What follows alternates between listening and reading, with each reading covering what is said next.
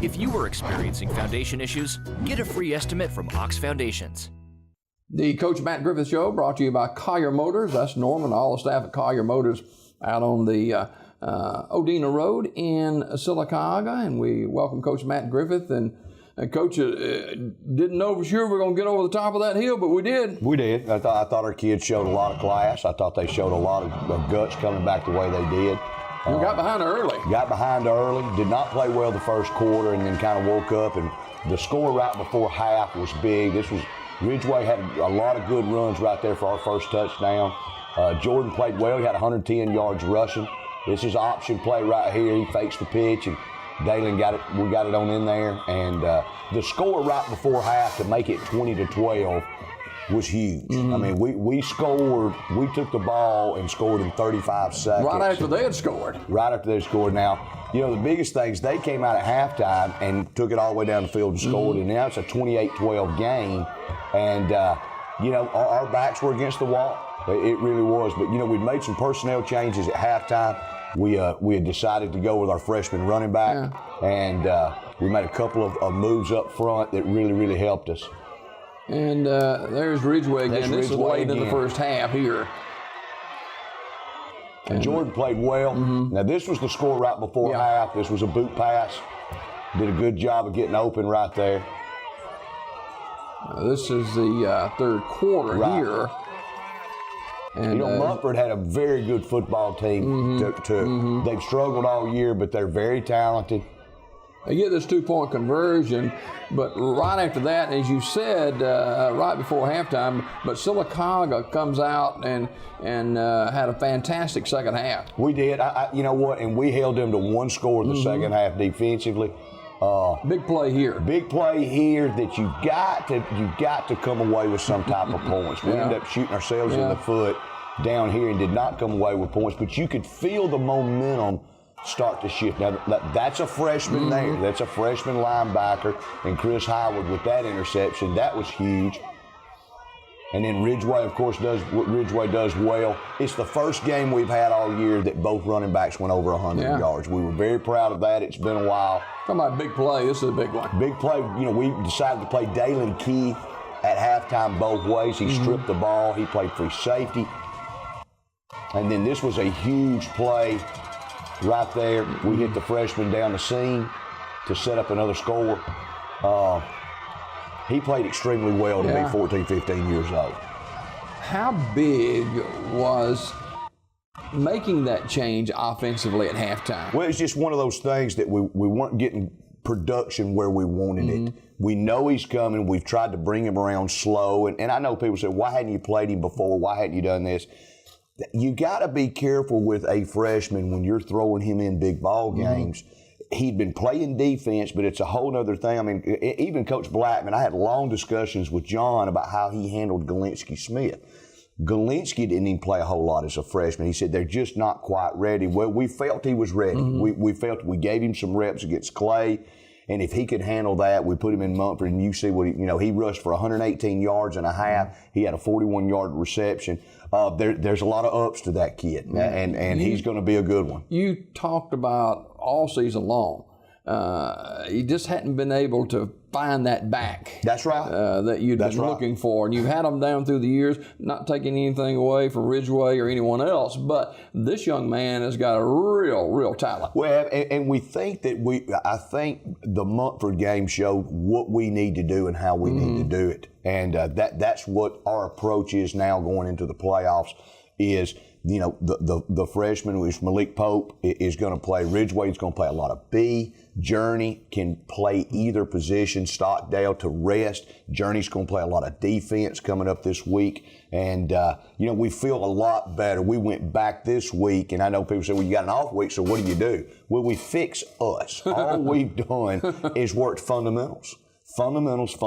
And we went back to the fundamentals of what makes our offense tick. We went back to shifting. We went back to doing the things that we believe in, that's Sylacauga football. And, you know, it's been a great week because of that. We feel that we fixing some things that needed to be fixed all year, because you can finally breathe and fix them. So, yeah, I tell you what I am very, very proud of this group of kids. And I'll tell you why. This group of seniors started with 28. There's only 15 of them. There's 15 left. They won one game in junior high football. When they were in 8th grade, they won one game. This group of juniors, and y'all know we are heavy juniors as well, won one game in middle school. And for them to say, well, we still play football and to get better every year and to have the season that we're having and to give themselves an opportunity in the playoffs, please don't sell them short. That's a tremendous accomplishment. We took 15, 16, 17-year-old kids, and their backs were against the wall at Montford. And when Montford scored twice, and then when it was 28-12, our kids could have said, I'm done. Let's go to basketball. I'm done. Let's go to baseball. They didn't. They proved what I've always told folks all across this state. That's a Sylacauga kid. He cares about Sylacauga. It's important to him. And they did exactly what they. We were very, very proud of how much guts they showed to win that game. You know, it was almost like a check engine switch. And the first half, you know, early third quarter, you're down 28-12. And they began to, not that they hadn't already, but they began to show more and more grit, more and more determination. That confidence grew and grew and grew. And actually, Sylacauga won the game going away. They did. Well, here's the thing, and it goes back to what me and you talked about all year and some of our struggles. Kids in the modern era feed off offense. So when we scored right before half, our kids walked in with a grin on their face. Okay, momentum shifted a little bit. When Montford scored to open up the second half, and we play Malik Pope, and Malik comes in there and he rips off 3 long runs, and we score so quick, it was like the entire switch went off when kids went, okay, he can take it to the house at any time. We're moving the football. We can match scores. Let's go. And then all of a sudden our defense says they're not scoring again. And our defense fed off our offense, which has been our philosophy here forever of, you know, score points and defense starts to play well because they know the offense can score points. And it was. It was like a switch went off in that third quarter that, okay, this is what we're going to do. And they've been doing this all year, I know, but it's kind of, I noticed it more and more in this football game. Your guards pulling, you know, they're out in front of the play, getting the block, getting somebody just pushed just enough to get that back through there. Yeah, just enough. And look, you know, we've pulled our hair out up front this year just a little bit, and but you know, it was just a growing process with a right guard that was never played football here before in his life, a left guard that did not play last year. A left tackle that had been a B team kid all his life, and a right tackle's the same way. And it was a long process, and we keep flipping back trying to get the right personnel groupings so that they can mesh together. You're going to see a couple other changes. I mean, we started playing Dalen both ways. We're going to start playing Christian Twyman both ways. You saw Taylor Strickland playing a little bit both ways, which we've had to change our philosophy on the two-way players to get the best guys on the field. All right, we'll be back to talk with Coach Griffith more about last week's win. It's the 7th win of the season for Sylacauga as well, getting set for the playoffs. Question for Coach Griffith right after we come back from this timeout. Hot under the collar because your basement is full of water? Call a local company you can trust. Ox Foundation Solutions. We use the most advanced water management system to stop water from invading your basement for good. Things feeling a little uneven at home?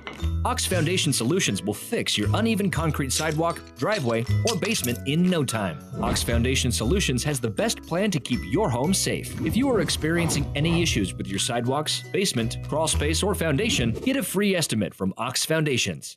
We believe everybody should have a great night's sleep. That's why you have to check out our Scott Living mattress collection today. Quality, comfort, and a lot of ease. Dream big. Introducing Scott Living Mattresses. For a limited time, save up to $1,000 on any Scott Living mattress set, plus 24-month special financing when you buy a Scott Living mattress set. Now is the best time to save up to $1,000 on a Scott Living mattress set. Come in today to check out these and many more great deals. King's Mattress Outlet, Sylacauga. We do instant replays of big plays or controversial plays, and I'm a little slow with my eyesight, but I did pick this up later on. What's the deal with no headsets? Our headsets went out at the end of the third quarter. That keen eyesight of mine got that. Yeah, listen, and it was not our headsets. You have in the press box, you have a control box. Mm-hmm. And that control box is hooked to 2 other coaches, and then that's sending the signal down. And by the fourth quarter, it had run out of juice. There was no outlet to plug it in. And so the headsets went out about, 9 minutes into the fourth quarter. And so we take our headsets off. Coach Collier came down, and he's just trying to help me organize on the sidelines. Did that affect anything adversely? It can, because I'm going to tell you something. You get a little more than you think. Mm-hmm. It's just like the touchdown to Malik Pope in the air was a timeout call to do it. But it's a timeout call because Coach Collier saw the safety cheating over so bad one side of the field. And he saw it and says, we got to run, we call it an Aztec, which tells the A-back to just run deep. And he says, you got to run Aztec here. And I said, he doesn't know it. Hold on, timeout. So we call timeout and we explain it. And I'm just hoping that at the same time that they don't adjust their defense. And he's right back in the box. He said, it's good. Don't change it. Don't change it. And it was there. So it can affect. That's why you've got guys in the box, because they can see some things, because a sideline is organized chaos. There's a lot of moving parts going on that have to be controlled. And so he's in a quiet box with nothing going on. He can be a little bit more sane. And so, yeah, it can affect you. It can. And, good thing that it didn't. I wish I could change some things with 4 minutes left. We had a couple of pennies. But we got the ball back with 2 minutes left. If he's in the box, he could have calmly, we could have done a couple of different things to run that clock out that we did not. So, yeah, it can affect you. Well, you don't have anybody to yell at either. So, but yeah. When did you begin to feel that, you get the late score, the clock, zeros on the clock when you scored, and early in the second half, they go up another touchdown. You still feeling good at that point? Well, we were feeling decent at halftime. We're walking off at halftime after that quick score, and it's 20-12. And I'm just talking to the staff as I'm walking in, and all it is personnel. Mm-hmm. I said, "Guys, here, this guy's going here, this guy's going here, this guy's going here, this guy's going here, and now let's go. That's what we want. That's what we're going to do. Let's go." So we decided on that, and then we walk in and talk to the kids. When they scored in the third quarter, and then we scored quickly, and then they fumbled the punt, I knew momentum had shifted. Mm-hmm. You could feel on the sidelines Mumford start to panic, and the momentum start to shift. And then that's when, by the fourth quarter, I was very confident, because we were moving the football, that we could win that football game. Well, Sylacauga advances once again to the 5A playoffs, and Sylacauga no stranger to the playoffs. They will play Walker County next weekend, and I got kind of confused on that. Walker County, Jasper. Yeah, they've changed their name. They built it's always been Jasper City School System. They called themselves Walker County High School. They built a brand new school with a brand new stadium and decided to call themselves Jasper High to match the Jasper City, and so it's the same school. Same school.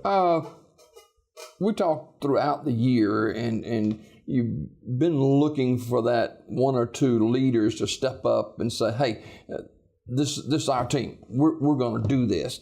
Did you see more of that Friday night? I tell you what I did. I saw more guys quietly lead. Mm-hmm. This group's not going to have vocal leaders. That's not their personality. But what you did see were guys step up to make plays when plays needed to be made. And that's the key. That's a form of leadership as well. I'll tell you something. That Mumford game, we walked off the field. If you take 5 or 6 plays away from this season, we felt as a coaching staff, Sylacauga could very easily be Mumford. Mumford's a good football team. They're a well-coached football team. Bill's used to winning. But you take Chilton County close game, a Childersburg close game, a Moody close game, and you take away. I've always said it's that close between 7-3 and 3-7 in high school football, and so you have to give our kids a lot of credit that we weren't 3-7, 4-6, but made plays when we need to make plays in tight ball games to win 7 games this year. On the negative side, there's always negatives to whether you win big or small. struggled with the punting game and the kicking game a little bit. Well, yeah, but the protection was good. Brady, here's the thing. Brady just had an off night. If you come watch Brady in practice, we were getting on him yesterday.